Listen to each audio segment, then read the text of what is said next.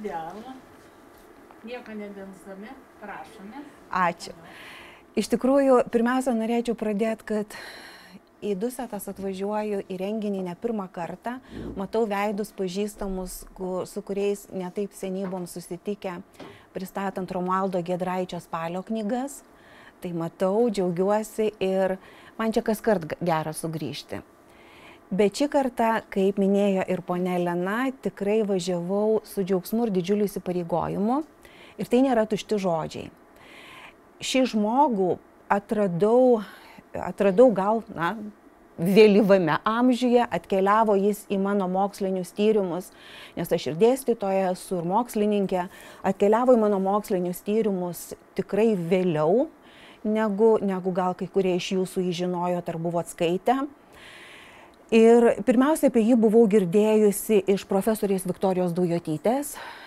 Kaip žinot, profesorė Viktorija Daujotytė nemažą savo dalį taip pat paskyrė gyvenimo Jurgio Baltrušaičio tyrimams ir profesorė buvo mano disertacijos vadovė. Tai atkeliavo čia, per šitą pusę.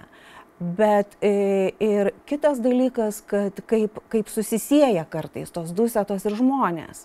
Kitas svarbus dalykas, kad rengdama Romualdo Giedraičio Spalio rinktinę, 2 tomų rinktinę, taip pat, kuris palaidotas čia, Dusetų kapinaitėse, ir rinkdama tą medžiagą atrandu, kad taip, kad Linas Broga buvo Romualdo Giedraičio Spalio auklėtinis. Ir kad besimokydamas Zarasų gimnazijoje, iš tikrųjų kaip geriausias mokinys, būtent nuo Romualdo Giedraičio Spalio gavo Čiurlionio knygą. 38 metais išleista Čiurlionio knyga. Tai rengdamasi šitam net pasižiūrėjau, kaip ta knygelė atrodo, tokia, kaip seno leidimo, tarpukarinio leidimo, ta knygelė pablukus. Bet tai yra svarbus faktas. Svarbus faktas, kad šitus 2 žmonės, kurie yra iš šito krašto, jie jau susisieja ankstyvame laike. Ir man tas svarbus faktas, nes aš rengiau knygas apie Romualdą Giedraitį Spalį kaip išeivijos rašytoją. Ir ten yra įrašai ir Lino Brogos. Na ir žinoma, tas didžiausias atradimas, kuris atkeliavo ir kurį aš dabar tebetęsiu, tai yra šito žmogaus priartėjimas prie šito žmogaus per Unę Babickaitę. Galbūt mažiau šiandien yra žinoma ir man buvo pačiai toks gal ir atradimas, tai yra, kai Linas Broga parengė dienoraščius, parengė prisiminimus apie Unę Babickaitę. Tada studentams aš duodu baigiamojo darbo temą, studentai analizuoja dienoraščius. Na ir apie tai galėsiu dar truputį vėliau pakalbėti, bet dabar dar ką tiesiog gal norėčiau akcentuoti, aš ir iš tikrųjų grįžtu prie to, kad tai man buvo ir įsipareigojimas. Ir įsipareigojimas ne tik todėl, kad mes čia minim šimtasias metinės. Ir iš tikrųjų pažiūrėjus į datą 25 metų gimimo, gegužės 10 diena, šiandien 15 diena, ir mirimo 2005 birželio 16. Tai va tas kažkoks tas tarp gimties ir mirties vienas mėnuo beveik, iš esmės tas laiko tarpas, kur iš tikrųjų yra ir Baltrušaičio verstas tas eilėraštis per patį obelų žydėjimą ir jisai pats savo dienoraščiuose tą mini per obelų žydėjimą. Tai turbūt tas laikas jis irgi yra labai simbolinis. Kai žvelgi į visą Lino Brogos palikimą, tai ir rašytojų sąjungos puslapyje, ir Dusetų kraštas labai daug, bibliotekos puslapį, yra Zarasų bibliotekos puslapį, iš tikrųjų yra nemažai. Tai iš tikrųjų, kad pirmiausia yra įvardymas, kad yra vertėjas, poetas, bet apskritai, kai skaitai jo darbus ir ten dalis yra ir ant stalelio, yra knygų padėta, man atrodo, kad apskritai apie šį žmogų net ne visada randi žodžių, kaip pasakyti. Tai buvo be galo daugiabriaunė iš to, ką skaitai, čia jau galės plačiau pakomentuoti, paneigti gal kai kurios dalykus ar papildyti artimieji, bet man atrodo, kad tai buvo daugiabriaunė asmenybė. Prieš šį renginį, kai žiūrėjau, kiek spėjau tas fotografijas, už ką irgi labai dėkinga už tą galimybę, man irgi džiaugsmas jas matyti čia. Pagalvojau, kad ir prisimindama, ką skaičiau, galvoju, kad tai buvo žmogus iš kito laiko, iš kitos epochos. Nežinau, tai buvo absoliučiai nesovietinio laiko žmogus ir kaip jis išgyveno tą sovietinį laiką. Tai iš tikrųjų buvo visiškai kito savo mąstyseną, savo inteligenciją, kuris spinduliuoja visuose jo darbuose. Tai va tas turbūt kultūros grynuolis, va taip galima būtų pasakyti. Ir aš prieš renginį klausiau, ką čia susirinkę, va taip stebėjau, kaip ir labai gražiai ponios priekį sėdėdamos, nes štai turbūt pasidalins, gal kaip supratau, Linas Broga buvo dėstytojas mūsų vienos klausytojos. Bet labai gražiai jūs pasakėte, kad to žmogaus šviesa atsispindi fotografijose. Man atrodo, iš tikrųjų, toks šviesus veidas, negana to, kad buvo labai gražus vyras, bet tai yra, vat, ir visos nuotraukos yra iš tikrųjų ypatingos šilumos, ypatingos šviesos ir turbūt tas palikimas, kuris mums palikęs šiandien ir jaunesniems kartoms palikęs, tai jis yra neįkainojamas. Ir ką dar galiu pasakyti, tokių enciklopedinių žinių tiesiog primindama. Visada džiaugiasi, kad gimė ir gyveno labai gražiose vietose. Tai va tas prisijaukinimas tėviškės, prisirišimas prie tėviškės, buvo jam svarbus. Dar turbūt kas svarbu, kad, kaip minėjau, baigė geriausiai, buvo 13 Zarasų gimnazijos abiturientas, geriausias laidos abiturientas, va štai tą Čiurlionio knygą gavęs. Buvo ne tik vertėjas, bet ir poetas. Bet dar kas svarbu, kad buvo ir keliautojas. Ir pats apie vertimus kalbėjęs yra tą keliavimo, pomėgį keliavimo, tą aistrą kelionėms, jis yra įvardijęs.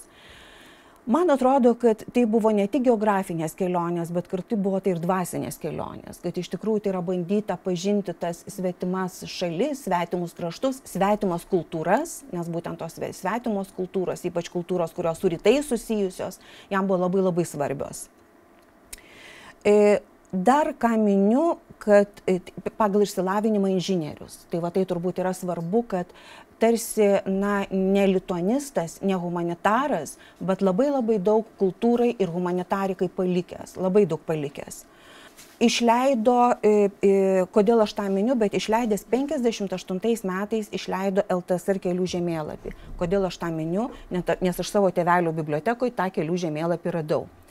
Tada, kadangi mano tėtis taip pat buvo inžinierius ir jisai studijavo tuometinėme statybos technikos, paskui Gedimino technikos, ir štai tą 74 metų braižomąją geometriją aš taip pat radau tarp tėčio bibliotekos, tarp knygų, kurias būtent Linas Broga ir parengė. Tai, žodžiu, toks, dvikryptis yra ir kultūrai, bet kartu ir tai, atrodytų iš pirmo žvilgsnio sausai specialybei skirta, bet turbūt irgi buvo labai svarbu. Ką dar galima sakyti, kad ta biblioteka, ir gal apie ją vėliau ir jūs papasakosit, kur ir nuotraukose yra matoma, bet ir jo asmeninė biblioteka buvo didžiulė. Ir iš tikrųjų, ir kitką, ką noriu minėti, tai noriu minėti 49 metus, nes man atrodo, šičia yra labai svarbus metai Brogų šeimos, toje tragedijoje, turbūt jos kitaip nepavadinsi. 49 kovo 25 Brogų šeima ištremta yra iš Pačiaunės į Sibirą. Ir iš tikrųjų, va tas sudraskytos, tas išplėštos tėviškės vaizdas, jis yra fiksuojamas yra ir užrašuose Lino Brogos. Ir yra pasakoja, kaip jisai šliaužia, kaip jisai prie rankraščių šliaužia į tos išdraskytus namus. Ir iš tikrųjų 49 metai, kovo 25 diena, tai praktiškai praėjęs mėnuo nuo to laiko, kai 49 metais Minaičių bunkerį partizanai paskelbė vasario 16-osios deklaraciją. Tai yra susivieniję partizanų būriai ir lygiagrečiai vyksta tie baisūs trėmimai.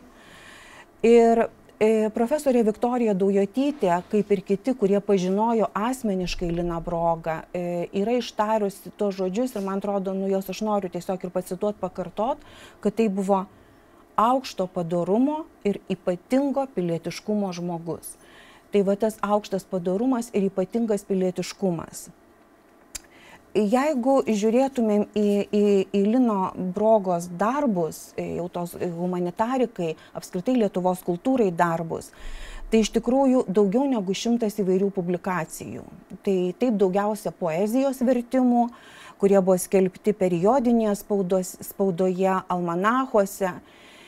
Ir aš galvoju, kad jubiliejai visada labai gera proga prisiminti, nes atmintis gyva kol liudija.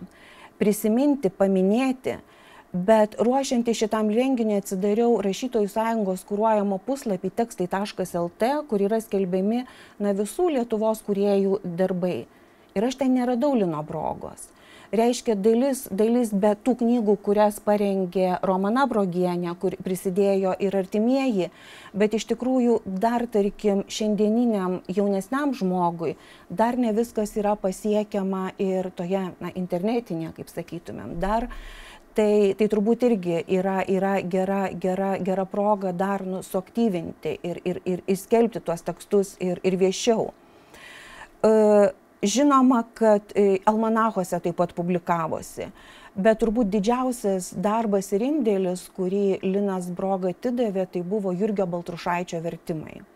Ir tai, kad mes turime šiandien Lietuvos skaitytojams viską išverstą į lietuvių kalbą, tai pirmiausia yra ne kieno kito, o šio žmogaus nuopelnas.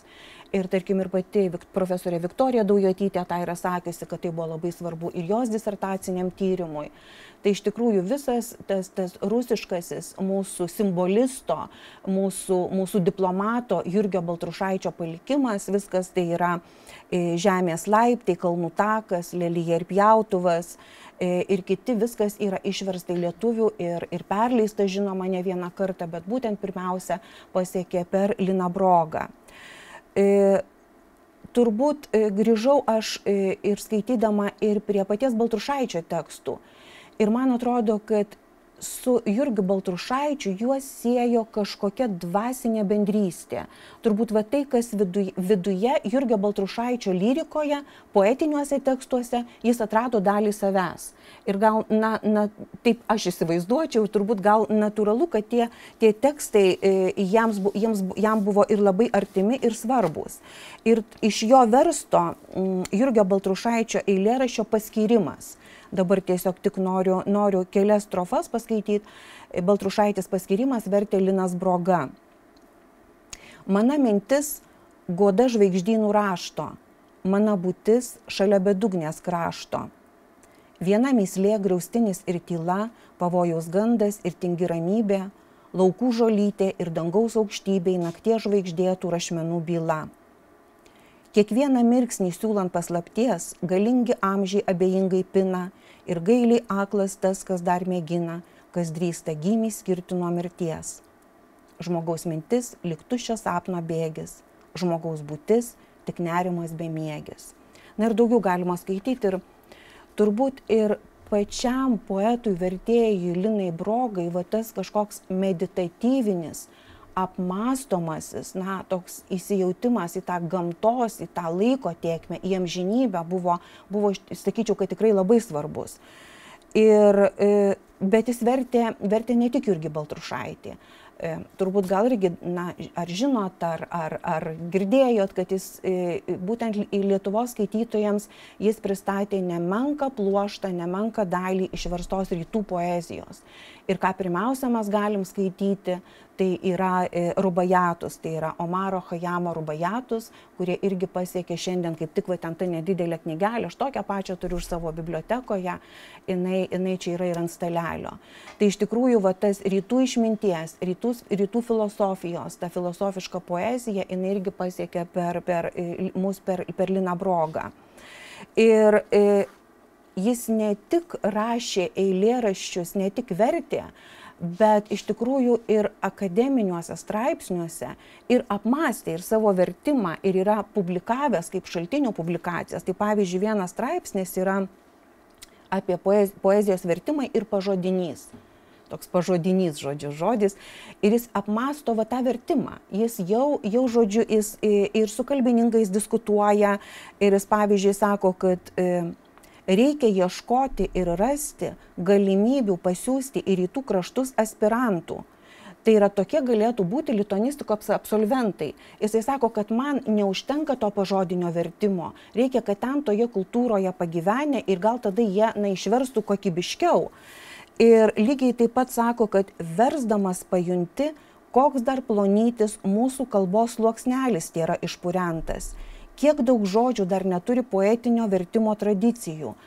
Tai iš tikrųjų jis tarsi ir tas kalbos ribas apmąsto. Na, žodžiu, kur tos kalbos, kad dar yra labai daug neišartų dirvonų, kur gali veikti ir kiti po jo. Tai štai vertimai. Dar kitas dalykas, kad jeigu žiūrėtumėm, kad iš tikrųjų jisai savo ir poetiniuose tekstuose, jis apmąsto labai panašiai kaip ta prieškario simbolistai, vat iš to laiko, tos epochos, jis apmąsto va tą žmogaus būties žemėje, tokias, nežinau, prasmės ieškojimus. Tai, dar turbūt svarbu, kad išreikšti poetiniais tekstais ir vertimais išreikšti savo buvimą čia, išreikšti savo būsenas, kartais galbūt skaudžias, kažkokias tokias, kaip sakiau, meditatyvinio pobūdžio.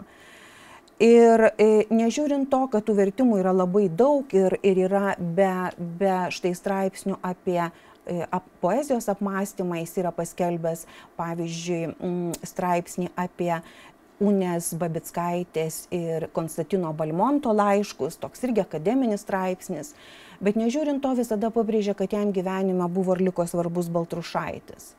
Vat Jurgis Baltrušaitis kaip toks centrinė figūra iš viso poezijos lauko, iš literatūros lauko. O tuo tarpu iš kultūros lauko, iš tų žmonių, kur turbūt jautėsi įsipareigojęs visą gyvenimą, jeigu galėčiau šitą žodį pasakyti, tai buvo Unė Babickaitė. Ir va čia tas antrasis mano kalbėjimas, kad iš tikrųjų kaip vertėjas, poetas, inžinierius, kaip tas mūsų kultūros grynuolis, keliautojas, net geografas galima sakyti, kaip jisai atrado teatro kultūros asmenybę ir kaip paskui jautėsi įsipareigojęs visą likusį gyvenimą kaupti, sukaupti, išsaugoti tai, ką galėjo ir perduoti. Šitoje knygoje, pradėdamas kartu apie Graičiūnų šeimą, nes turbūt aš nežinau, kiek bent jau studentai mano nežino, kodėl Kaune buvo Vytauto Graičiūno aukštoji technikos mokykla, tai yra, taip vadinosi, ekonomikos, atsiprašau, mokykla, ta Graičiūno pavardė nelabai kas sakė šiandien, nelabai kas sakydavo, būtent jauniems žmonėms, studentams. Tai iš tikrųjų šitoje knygoje yra labai aiškiai yra ta pirma data, kada jisai sutinka. Ir tai yra tie patys 49 metai, va tie patys 49. Buvau Vytauto didžiojo universiteto trečiakursis, kartu dirbau Kauno techninės inventorizacijos biure. 49 metų ankstyvą pavasarį gavau užduotį inventorizuoti iš karinės žinybos miestui parduodamą gyvenamąjį namą Vaižganto gatvėje. Vaižganto 12, dabar Vaižganto 14, tas namas beje ir dabar yra. Tai mes iš tikrųjų ir su studentais einam irgi būna atradimas, kad čia ne Tumas Vaižgantas, bet kad čia yra Vaižganto gatvė, ne Tumo Vaižganto. Tai 49 metai, kai jis įeina į Graičiūnų butą ir jis pamato Unę. Ir iš tikrųjų tas prisilietimas prie visiškai kito pasaulio, ką jisai pasako, kad jis jautėsi patekęs į kitą pasaulį. Ir šitose nuotraukose atkreipkite dėmesį, kur man paskui labai džiaugiuosi, kad ir gerbiama Lina, ir gerbiamas Gintautas pakomentavo, nes iš tikrųjų matot ir matysit ir tarpukario interjerus, iš tikrųjų tos milžiniškos knygų lentynos, kurios patraukia dėmesį ir jis jaučiasi patekęs į kitą laiką ir kitą pasaulį. Taip kaip aš šiandien žiūriu jį ir man atrodo jis irgi yra iš to kito laiko. Iš to laiko, kurio tiesiog nėra. Tai visa Graičiūnų šeimos drama, tikrai dėl laiko stokos aš čia negalėčiau pasakot, neturiu galimybės ilgai pasakot, bet inteligentiškos tarpukario šeimos. Vytautas Graičiūnas buvo Amerikos pilietis. Unė Babickaitė žinoma pasaulyje aktorė, kino, teatro aktorė, vaidinusi Holivude. 13 metais jį išvyksta į Peterburgą, ten susipažįsta su Baliu Sruoga. Na ir šitoje knygoje irgi yra, kad įsimyli Balį Sruogą. Yra tie laiškai, kad iš tikrųjų žavisi, visi žavėjosi, jie tikrai be galo graži moteris. Grįžta 18 metais, grįžta jį į Lietuvą, vadovauja scenos mylėtojų draugijai. Tai Unė Babickaitė ne tik buvo aktorė, teatro, kino aktorė, ji buvo pirmoji moteris režisierė. Tai va tai yra labai svarbu, nes iš tikrųjų ir tai akcentuojama ir Lino Brogos darbuose.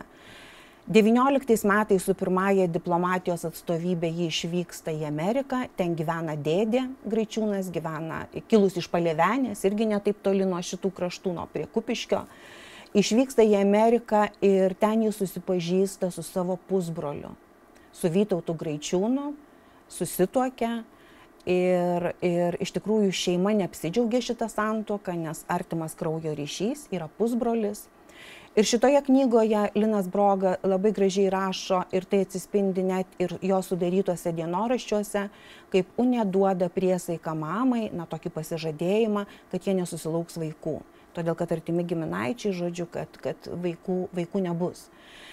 Ir visas turbūt ne tik gražios, bet ir be galo apsiskaičiusios, inteligentiškos, nes Linas Brogas su ja dalyvauja tam tikrose tarpukario priėmimuose, tokiuose skaitimuose poetiniuose. Iš tikrųjų jį įsuka tas pasaulis ir turbūt galima galbūt sakyti, kad tai ir buvo pirmieji žingsniai į kultūrą, nežinau, kiek aš esu teisi. Ir man turbūt, nes aš Unę Babickaitę skaitau Lino Brogos, sakim, tai yra tai, ką jisai surinko, ką paskelbė, ką sudėjo. Ir iš tikrųjų klausimas, kurį ir jisai pats kelia savo darbuose, kodėl ši šeima, jis Vytautas Graičiūnas Amerikos pilietis, jį po visą pasaulį keliavusi, čia bus vaizdų ir iš Paryžiaus, Londonas, Paryžius, Čikaga, Niujorkas. Kodėl jie nepasitraukė 44-aisiais, kai visi traukėsi nuo sovietų okupacijų? Jie lieka. Ir Linas Broga daro tokią išvadą, kad galbūt tikėjosi, kad tas Amerikos pasas apsaugos Vytautą Graičiūną. Deja, neapsaugo. 51 metais ši šeima yra suimama ir ištremiama. Atliekama krata. Ir šeima yra, žodžiu, Vytautas Graičiūnas su turto konfiskavimu yra ištremiamas, Unė Babickaitė be turto konfiskavimo, bet tai yra likimas šeimos yra nuspręstas. Ir va tada tas laikas, kai Linas Broga, tas vidinis įsipareigojimas, nežinau, turbūt kaip koks viduramžių epochos, kai tu turi sujausti, kad tu turi išsaugoti šitų išskirtinių žmonių palikimą. Ir iš tikrųjų jis per tą laiką, kol buvo tremti, išsaugojo viską, pradedant baldais, knygom, rankraščiais, visais absoliučiai asmeniniais daiktais. Dalį tų daiktų atidavė Lietuvos muzikos ir teatro muziejui, o 71 metais į Lietuvos nacionalinę Martyno Mažvydo biblioteką atidavė dalį Unės Babickaitės dienoraščių laiškų, ten irgi yra Unės Babickaitės fondas Mažvydo bibliotekoje. Tai iš tikrųjų, kai pamatė tą skelbimą, aš irgi dalinausi, kad aš vykstu į Dusetas ir taip labai su nerimu, nes galvoju, žodžiu, tikrai nesu čia visa ko žinovė, bet kai dalinausi tuo skelbimu, kad tai aš su džiaugsmu čia vykstu, tai iškart sureagavo menotyrininkai, sureagavo Ramutė Rachlevičiūtė ir iškart, žodžiu, kad irgi tą patį, kad tai yra šviesos žmonės, kad tiek Linas Broga, tiek Romana Brogienė, kad tai buvo šviesos žmonės, kad tai iš tikrųjų buvo vilties žmonės ir kad tai, ką mes šiandien turim, ką mes galime skaityti apie tą laiką, kad tai yra pirmiausia šitų žmonių ir šio žmogaus dėka. Ir baigdama, kuo gal noriu Jums pasidalinti, kas mane ir atradimas buvo, bet kartu ir sukrėtimas ir tiesiog dalinuosi, kas man atrodė svarbu skaitant visus štai darbus, štai kaip jisai sako, Unė Babickaitė arba Unė Bai, jos buvo slapyvardis, toks pseudonimas aktoriaus. Pažinojau paskutiniuosius jos 12 metų. Nenuspėjamo likimo buvau įsuktas į jos gyvenimo sūkurį. Kaip mokėjau, čia surašiau, ką iš jos girdėjau, ką mačiau, perskaičiau laiškuose, ką vėliau iš dokumentų ir žmonių sužinojau. Unė sakydavo, kad žmogui blogiausia patekus ne į savo aplinką. Ir jis jautėsi, kad jis kaip Unės aplinkos yra žmogus, bet Graičiūnai po sovietų okupacijos buvo ne tos epochos žmogus, ne tos epochos žmonės. Ir kuo dar norėčiau pasidalinti, kaip minėjau, užskaičiau šitų darbų, kad tiek Linas Broga, kalbėdamas apie Unės Babickaitės paskutinėsias tas gyvenimo dienas, mini vieną, aš tarp kitko paskui atidžiai pati pažiūrėsiu nuotraukas, jisai mini vieną dalyką, kad ant Unės kaklo buvo kryželis. Ir iš tikrųjų, kad tas kryželis, jis nešiojo tokį smailą kryželį, ir su tuo kryželiu yra susijusios kelios versijos dėl Unės Babickaitės mirties.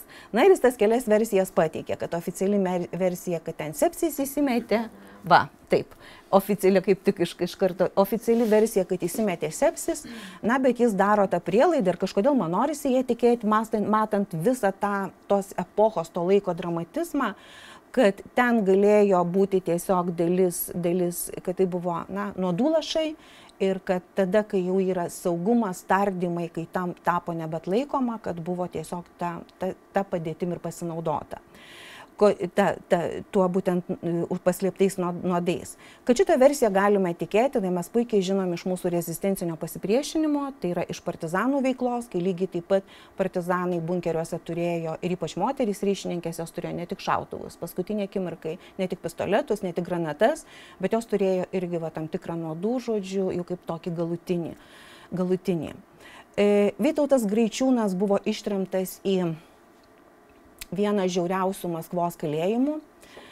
Kai skaitau aš paskaitas apie Unę Babickaitę, aš susiradau dabartinės to kalėjimo nuotraukas, ten ir šiandien yra kalėjimas, jis ir šiandien yra pats žiauriausias kalėjimas, aišku, tos nuotraukos iš aukšto yra darytos, ir jo mirties vieta yra nežinoma. Ir dėl šios priežasties Unė Babickaitė pastato Palevenės kapinėse, jam, Vytautui Graičiūnui, savo vyrui, savo vieninteliai meiliai, nes iš tikrųjų jie buvo labai artimi, pastato tokį kaip kenotafą, kaip paminklą. Ir tuos kapelius vėliau prižiūri Linas Broga ir Romana Brogienė. Tai yra tas irgi, tas įsipareigojimas, jis toliau tęsiasi. Ir iš tikrųjų, kas dar gal man svarbu, kad ką aš sužinojau būtent ir iš Mažvyde esančio fondo ir iš Lino Brogos darbų apie Unę Babickaitę, kad tai buvo ne tik pirmoji moteris režisierė, bet kad ji buvo ir tuo metu įsikūrusios. Taip, kaip tik labai ačiū, kaip tik viską ir pasakoju. O šiaip Unė Babickaitė tai buvo ir garsaus, jos brolis buvo Petras Babickas, tai yra prozininkas, žodžiu, išeivijos rašytojas, kuris Brazilijoje gyvena ir panašiai, tai iš tikrųjų ta šeima irgi buvo garsi. Bet turbūt, kad dar sužinojau, kad Unė Babickaitė buvo ne tik pirmoji režisierė, bet ir tuo metu tarpukario Lietuvos šaulių teatro režisierė. Įsisteigė Lietuvos šaulių sąjungos teatras ir ji yra pakviečiama jam vadovauti nuo 36 metų. Tai kaip trimite, tuomet leidžiamam Šaulių sąjungos žurnale buvo, kaip čia dabar moteris ir dar vadovaus, žodžiu, tokia buvo išskirtinė. Ir Linas Broga ją mato kaip tokią labai ryškę, labai stiprią. Nežiūrint nuotraukose, jie atrodytų tikrai ir tokia ir švelni, bet tas vidinis, ir ypač ten, kai grįžta iš tremties, tai iš tikrųjų iš darbų yra absoliuti stiprybė ir jis taip pats mato tą pasikeitimą, tą žodžiu, didžiulį pasikeitimą. Taip kaip Linas Broga daug ką darė dėl Graičiūnų ir Unės Babickaitės, ir kaip paskui pats Linas Broga ir Romana Brogienė tvarkė jų kapelius, taip kaip paskui jau poetui vertėjui išėjus Romana ir jūs tęsėte tą darote, tai man atrodo, tas ciklas jis yra nesibaigiantis. Duok Dieve, kad jis nesibaigtų. Duok Dieve, kad tas ratas suktųsi kultūros ir kad tie įsipareigojimai, žodžiu, kad kažkas perimtų ir tą tęstų ir po jūsų, ir kad šitas visas ratas, kad kultūros žmonės toliau tęsia tą kultūros ciklą ir perduoda kitiems, tai man atrodo labai svarbu. Tai man tikrai didžiulė garbė čia būti. Dusetų kraštas yra talpus tokiom ryškiom asmenybėm, jis yra labai toks, kaip dzūkai sako, macnas. Nu, žodžiu, čia toks jau visko yra daug ir todėl aš tikrai džiaugiuosi, kad aš esu čia. Ir aš dabar atsisėsiu ramiai ir žiūrėsiu nuotraukas, nes man pačiai yra jos unikumas.